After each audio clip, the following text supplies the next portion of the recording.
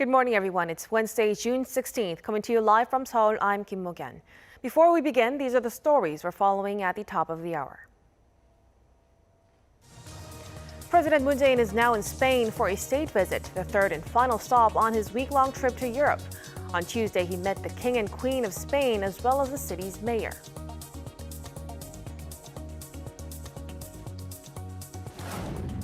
South Korea reported 545 new COVID-19 cases Wednesday, inching slightly up from earlier in the week.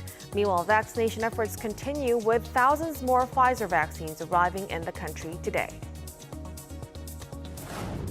And North Korean leader Kim Jong-un has opened a key Workers' Party meeting to discuss ways to deal with the regime's food shortages, anti-pandemic efforts, and other economic issues. We begin with President Moon Jae-in's trip to Europe. The South Korean leader is now in Spain for a state visit, the third and final stop of his trip that has taken him to the UK and Austria. In Madrid Tuesday, he met the King and Queen of Spain as well as the city's mayor. Yoon Jang-min has our top story. Making the first state visit to Spain by a foreign leader since the pandemic began, President Moon Jae-in visited Madrid City Hall, kicking off his three-day itinerary in the country. While highly appreciative of South Korea's ambitious goal for a transition to a green economy, the mayor of Madrid said Spain learned a lot from Korea about how to tackle COVID-19. We have learned from you that the best fight against a virus includes the government's prompt response, citizens' exemplary participation, science, and proper intervention. The mayor presented Moon with a golden key, a symbol of further expanding exchanges between the two countries. 이 행운의 열쇠가 나 개인뿐 아니라 대한민국과 한반도에 큰 행운을 가져다 줄 것으로 믿습니다. 이 열쇠로 코로나 극복의 문을 열겠습니다. Upon arrival, Moon and the First Lady were received with military honors at the Royal Palace in Madrid by Spain's King Felipe VI and the Queen. The first couple were also welcomed with a royal banquet at the palace. During the banquet, Moon mentioned the friendship between the two countries during the pandemic while proposing that they work together on the fourth industrial revolution and green growth. Also during his visit, the South Korean president is set to meet with Spanish Prime Minister Pedro Sanchez to discuss the tackling of the COVID-19 pandemic and economic cooperation. Moon will also visit the Senate and attend a business forum in Barcelona. He is the first South Korean president to visit Spain in 14 years. The Spanish king and queen last visited South Korea in 2019. The trip marks over 70 years of diplomatic relations between Seoul and Madrid, expanding their ties in various sectors, including economy and culture. Yoon Jang-min, Arirang News. President Moon Jae-in has wrapped up his state visit in Austria with a trip to one of the oldest monasteries in the world. During his time there, he heaped praise on the country for hosting him, saying Austria's accomplishments in politics, science, literature, and the arts are second to none. Hong Yu has more. Finishing his state visit to Austria on Tuesday, President Moon Jae-in took to social media to say that Austria has achieved a stable political structure with a grand coalition that's backed by a strong ideology. He added such power contributes to world peace, not to mention the numerous international organizations located in Vienna. President Moon looked back at Austria's history of overcoming division 10 years after World War II. He also highly evaluated Austria's accomplishments in politics, science, literature, and the arts. President Moon said it's now South Korea's time to become a leading country, bring peace to the Korean peninsula, and mark a new start in world history. Before leaving Austria, President Moon Jae-in and First Lady Kim Jong-suk visited the Stift-Heiligenkreuz, accompanied by the Austrian President Alexander Van der Bellen and his wife. Touring the second oldest Cistercian monastery in the world, President Moon said he hopes Pope Francis visits North Korea soon. President Moon told Abbot Maximilian Heim about his trip to the Vatican in 2018, and when he suggested that Pope Francis travel to the north. At the time, the Pope agreed and expressed a willingness to try and become the driving force for peace on the peninsula. President Moon asked the abbot to pray for humanity as it endures the pandemic so it can be overcome through cooperation and love. This was the first state visit by a South Korean leader to Austria in 129 years after the two countries first forged diplomatic ties.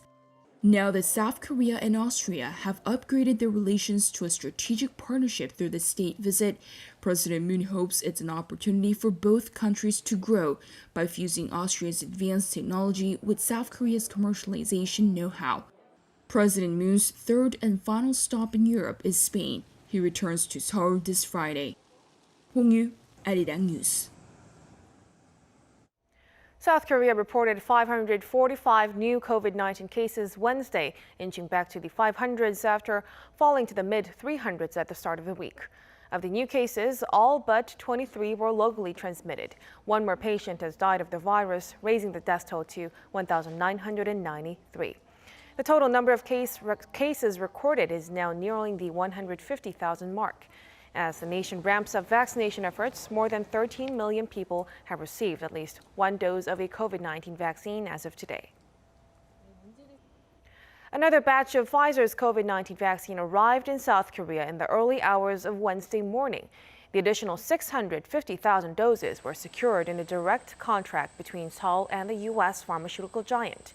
Out of the 7 million Pfizer doses the country is contracted to receive within the first half of this year, the remaining 1.3 million will be shipped before the end of June. Currently, the Pfizer vaccine is being administered to people over 75 as well as military service members under 30. More than 200,000 people in South Korea under the age of 30, from firefighters to childcare workers, have started receiving Pfizer's COVID-19 vaccine as well. And with the nation picking up pace to meet its 70% target by fall, inoculation sites are becoming increasingly busy. Choi Won-jung reports. At this COVID-19 vaccination center in South Korea, more than 400 people a day are coming to get vaccinated. Starting Tuesday, more than 200,000 people under the age of 30 are getting the Pfizer vaccine. These are mainly social service workers such as police officers, firefighters, and childcare workers who are too young to be eligible for the AstraZeneca shot. A police officer who came here on his day off said he's doing it for more than just himself. Our officers have a lot of face-to-face work, so we often meet intoxicated people and visit people's homes, and often meet people who are not wearing masks. I used to have anxiety while working, but if I get the vaccine, everyone will be much safer. Under 30s who work at medical facilities are also here. I'm a dental hygienist, meaning I work with a lot of patients who take off their masks. Despite vaccine side effects in the news, I personally wanted to get the vaccine as soon as possible. I hope more people get vaccinated voluntarily to end this pandemic. Like those waiting at this center, more people are getting their COVID-19 shots. To ramp up the vaccine rollout, other medical facilities are also helping out. Few miles away, a medical facility in Seoul Gangnam-gu district is packed with people who came to receive leftover COVID-19 vaccines. We are getting countless phone calls which have been up very sharply. Due to the digital methods like Naver and Kakao, we are getting more calls now to double-check if they made reservations. He and his fellow workers have been vaccinating people even on the weekends. But he said this was something he had to do. It is a national disaster. An economic downturn worse than the IMF crisis is affecting our country. It's not just me. A lot of doctors are also trying to find leftover vaccines. Our country is in a serious situation just by looking at the increasing prescriptions for depression, anxiety, and sleep disorders. The hospital staff said they will keep doing whatever they can until the pandemic is over. Choi Won-jung, Arirang News.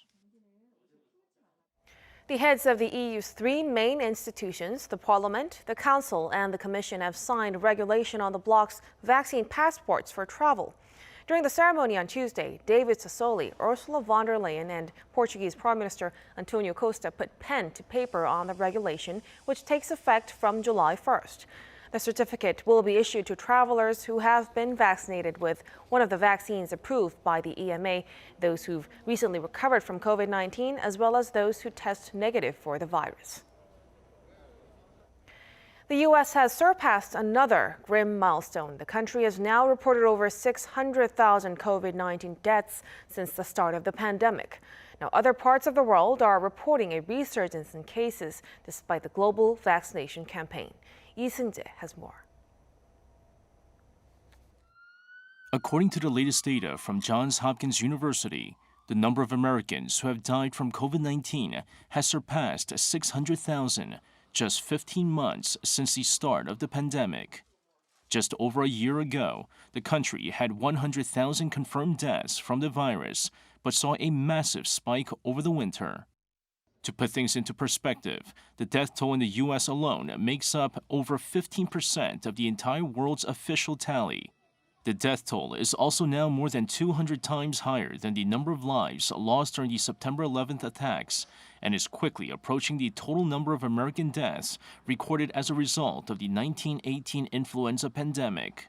While the U.S. is reporting significantly lower virus deaths compared to January, the latest grim milestone is a sobering reminder that hundreds of Americans are still dying each day despite a shift to new norms.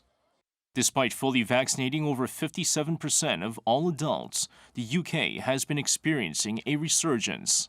With 7,673 cases reported on Tuesday, the UK has now seen more than 7,000 cases daily for 7 straight days. While the high vaccination rate has meant fewer deaths, the country has delayed fully lifting restrictions that had previously been set for June 21st. Brazil has also been seeing a resurgence, reporting over 40,000 cases in the past 24 hours. However, despite more than 26% of the population being fully vaccinated, the country is also seeing a surge in virus-related deaths. According to health experts, the country is expected to see 12,000 to 16,000 deaths this week alone. Brazil has so far reported over 17 million cases and is quickly approaching 500,000 COVID-19 deaths. Lee Seung-jae, Arirang News.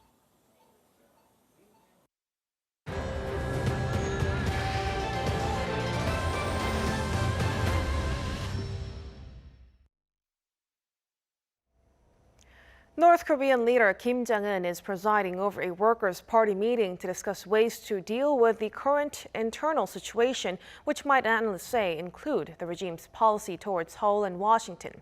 The North state media reported Wednesday that the multi-day session that kicked off the previous day covered ways to tackle food shortages, anti-pandemic efforts, and other economic issues. Currently, the North is aiming to avoid the pandemic or potential natural disasters in the summer affecting the population too much.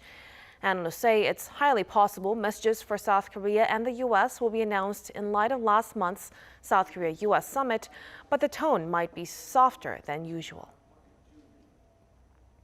Now, leading up to the first face-to-face summit between U.S. President Joe Biden and his Russian counterpart Vladimir Putin in Geneva, senior U.S. government officials say the meeting will probably last at least 4 hours. Media outlets speculate their discussions will include ransomware attacks, human rights, and other areas of potential cooperation. Kim Hyo-san with more. The most eagerly awaited event of President Biden's trip to Europe, his first face-to-face summit with Russian President Vladimir Putin, is expected to last 4 to 5 hours, perhaps even longer. Citing government officials, U.S. media outlets say Wednesday's summit in Geneva is beginning to take shape. They say Putin is expected to arrive first, and both leaders will be greeted by their Swiss counterparts. 4 participants will be at the first session: Biden, Putin, as well as the top diplomats of both countries, Antony Blinken and Sergei Lavrov. This will be followed by an expanded summit and separate press conferences. The two leaders are not expected to share a meal. Elaborating that there are many issues on the table for talks, the media outlets say they'll likely include ransomware attacks, human rights, and areas of potential cooperation. 2 days before his meeting with Putin, Biden described Putin as a, quote, worthy adversary, highlighting that there are clearly areas for bilateral cooperation. I'm going to make clear to President Putin that there are areas where we can cooperate if he chooses. And if he chooses not to cooperate and acts in a way that he has in the past relative to cybersecurity and some other activities, then we will respond. In the lead up to the summit, President Biden has been reviewing materials and documents while engaging with numerous advisors. Kim Hyo-sun, Arirang News. The United States and the European Union have resolved their 17-year-long conflict over Boeing Airbus subsidies, suspending for 5 years a Trump-era tariff that resulted in frosty U.S. EU relations. Both sides will remove taxes on over $11 billion of foods, including wine, cheese, and tractors for the next 5 years. Meeting with President Biden in Brussels on Tuesday, European Commission President Ursula von der Leyen said the agreement opens a new chapter in their relationship due to the shift from litigation to cooperation on aircraft. The move comes as part of efforts by Washington to keep China in check, with the U.S. Trade Representative Catherine Tai saying the U.S. and EU are finally coming together against a common threat. The Cultural Heritage Administration has announced that the culture of making and sharing Korea's traditional liquor, Makgeolli, has been designated as an intangible cultural heritage. Our culture correspondent Kim Bo-kyung tells us how people these days are enjoying the centuries-old alcohol. The traditional Korean grain-based alcohol makgeolli and its associated culture, including the skill of making milky rice wine, has been newly designated as a national intangible cultural heritage. With a low alcohol content of about 6 to 7%, makgeolli means roughly and coarsely filtered, suggesting the beverage contains fine rice sediment along with a grainy flavor. Makgeolli is easy and cheap to brew. All you need is rice, water, and nuruk, the mix of enzymes and yeast that is used to start the fermentation process. As it was easily affordable, makgeolli has for a long time been the alcohol of choice for ordinary citizens. Due to its easy accessibility, makgeolli has been quenching farm workers' thirst even before the Three Kingdoms period, and was a must-have at gatherings throughout the Joseon dynasty, as can be seen in Kim Hong-do's paintings depicting people's daily lives. Makgeolli is the most primitive version of alcohol, having had centuries of history. Korean staple food is rice, and the fact that general public can easily make alcohol out of it is significant enough for it to become intangible heritage. In the 20th century, commercial breweries were founded, and as the ingredients underwent a course of change, a variety of unique makgeolli products started to attract the younger generations. However, in order for makgeolli culture to be more widely recognized, an expert says more efforts are needed. We need to establish a brewery research institute for technical support and for brewers to come up with more unique makgeolli.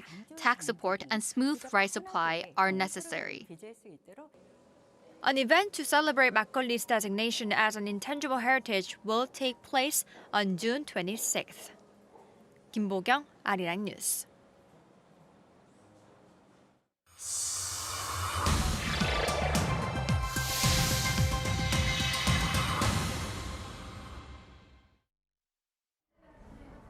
Welcome. It's time for The World Now, bringing you some of the most interesting news from around the globe. I'm Ji-young. A Mars camp has been built here on Earth in order to prepare for exploration and get a better understanding of the red planet. China is reproducing the environmental conditions on Mars. The simulation camp, covering 702 hectares, has been created in Longhu town in northwest China's Qinghai province. The town has been dubbed the most Martian place on Earth, as experts claim that the landscape, rocks, sand, and even temperatures resemble the red planet. The Mars camp has facilities including a tourism center, a Mars community, and a simulation base. South Africa, widely known for its mineral wealth, is the place that holds the world record for rough diamond discovery. And the unearthing of some more mystery stones has sparked another diamond rush in the South African village of Kwalati after a man dug up a crystal-like stone in an open field. Over 1,000 people have gathered since Saturday and have been digging the soil with picks, shovels, and forks, hoping to find riches. I hadn't seen or touched a diamond in my life. It's my first time touching one here. I hope this will make a difference at home because we are really struggling, so I hope things will be better. The provincial government has asked people to leave the site amid fears of COVID-19 and so that a proper analysis of the stones can be carried out by mining experts. Hot weather and long hair may not be compatible not just for humans, but also for camels. At England's London Zoo on Monday, 2 camels got a haircut as the temperatures rose. They snacked on leaves while being brushed and groomed by zookeepers in their enclosure. The zoo said it was done to help them stay cool during the summer, and almost 6 kilograms of fur was removed from the animals.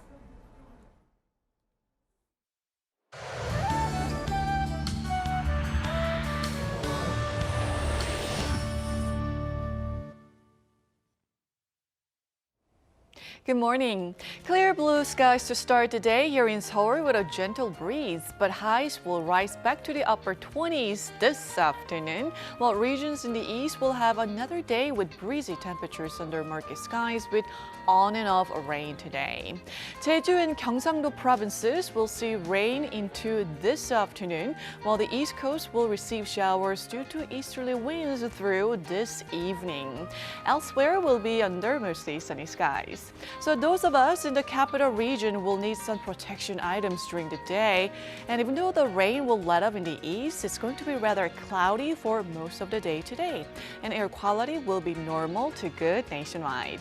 Heat will take a break in the capital region for the next couple of days with nationwide rain in the forecast for Friday once again. Then early summer conditions return for the weekend. That's Korea for you, and here's a look at the weather conditions around the world.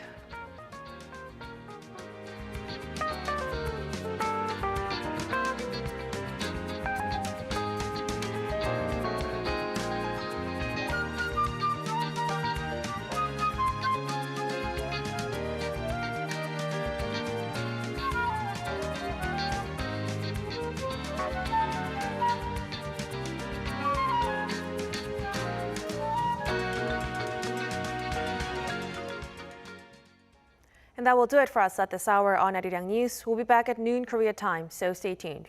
Thank you for watching and goodbye.